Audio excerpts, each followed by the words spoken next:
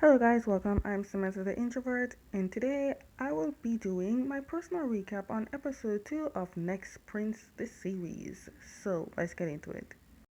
Okay, so we're at the time when Sharon and Canyon were about to escape until they were ambushed by the men with a gun.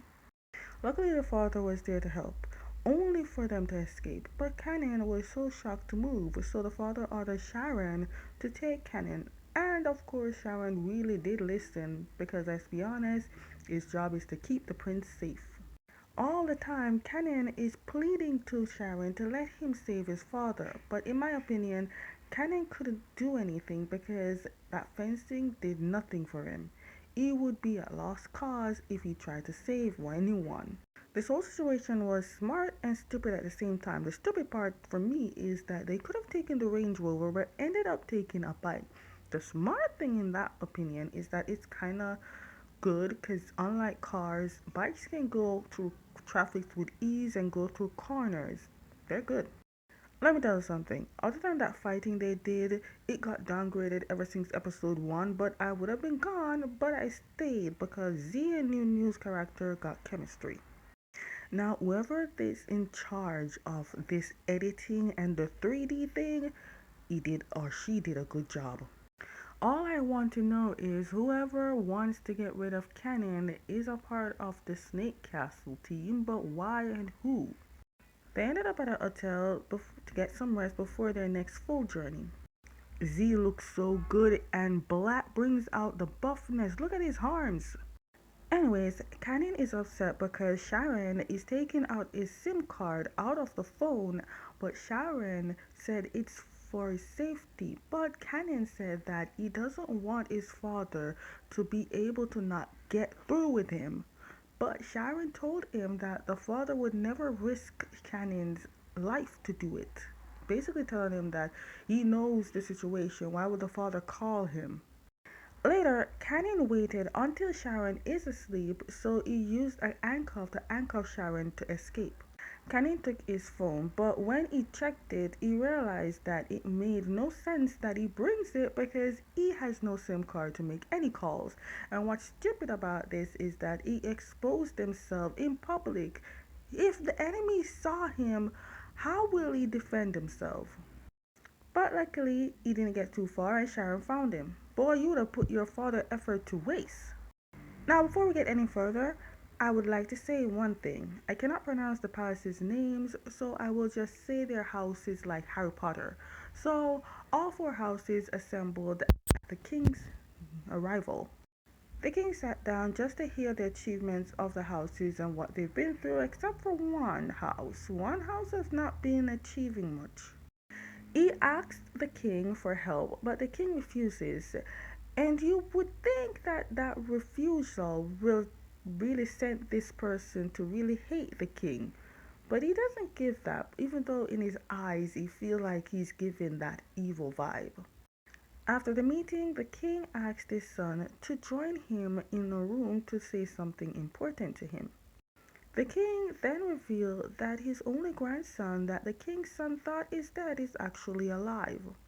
Do I feel it for the man? All these years he believed his only heir is dead, but now out of nowhere his son is alive? Why now? Meanwhile, the children of the prince of the other houses is competing. One of the prince have a daughter who people looks down on, but that never makes her feel bad about herself. In fact, it motivates her even more to be one day break the all men to be king cycle. They do fencing as their sport, so if Cannon were to enter, he will sure be in his element.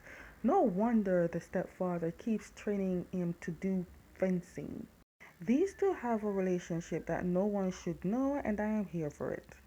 Today was the day that Sharon and Cannon were to arrive, but Sharon sent word to the king that they will be arriving later than expected because enemies have discovered them and they need to lay low.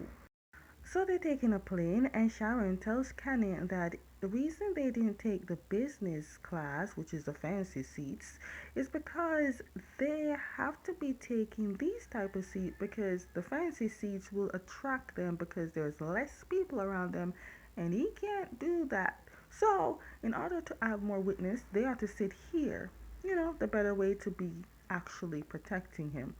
Cannon says that it doesn't matter because he's normal. We all normal here.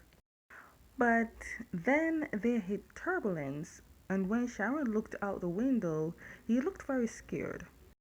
Kenan sees how much Sharon looked scared and asked about it, but Sharon snapped out of it and then his fear is gone. He told Kenan that his duty is to keep Kenan safe, and then Kenan said that maybe that is why his stepfather took him just to keep his duty. But I don't think that. At first, maybe it was that job, but then the man literally grew to love love Cannon as his own son. See, these names will definitely mix me up, man. No makeup in the world could hide the tired in Nunu's eyes. Unlike Z, I don't know what he's been going through, but he better give that remedy to Nunu. Okay, they reach at the airport of somewhere close to Emily, but they still need a long way to go, so they still have to stay low. But of course, they will always get caught now that Sharon noticed that they have been followed by the enemies. They have to make a run. They got in a taxi, but then the taxi driver sees that his new passenger have come with trouble. He told him to leave his car. At first, it was two men that turned out to be four or maybe more. They ended up getting caught, and of course, Sharon has to fight to protect the prince at all costs. But now, while that is happening, I need to know how much did the production team pay these extra to be running away? Still, the fight is not that great. Episode 1, that was amazing, but now, no. Everything was going great until it rained, and immediately we see flashback to when Sharon was a child, alone in the rain. But my question is, was it his parents that abandoned him and then the king took him and raised him as his own? Why was Sharon afraid? While Sharon was fighting one man, the other one was about to attack Sharon from behind, but Cannon hit the man with a beer bottle and saved Sharon. Finally, Cannon, you did something useful.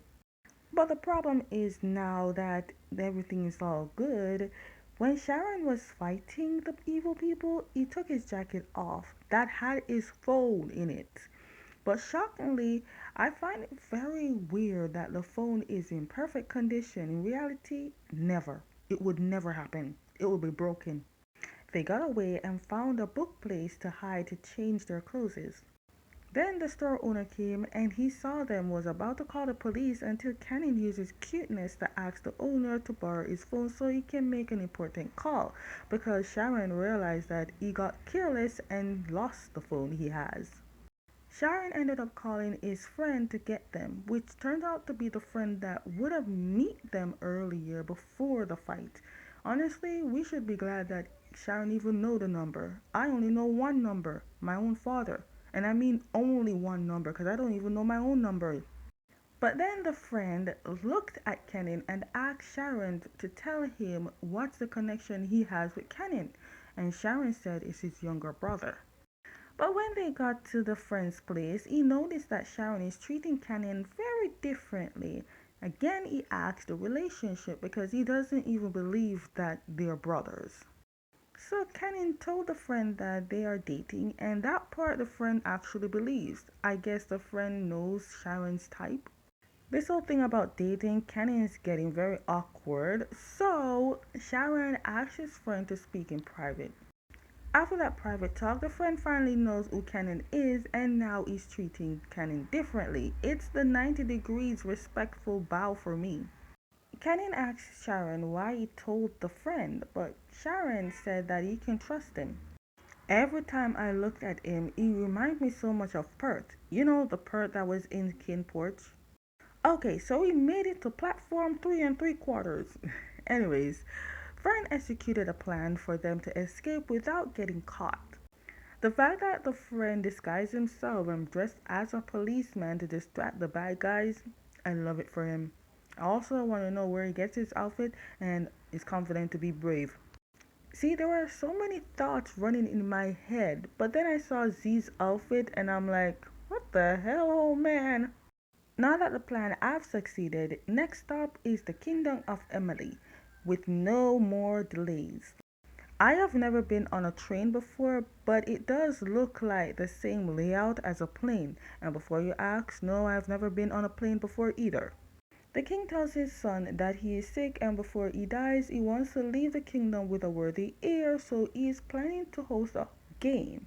And whoever that heir or heiress father will be taking the spot of the king. And he has also said that Canin is on his way.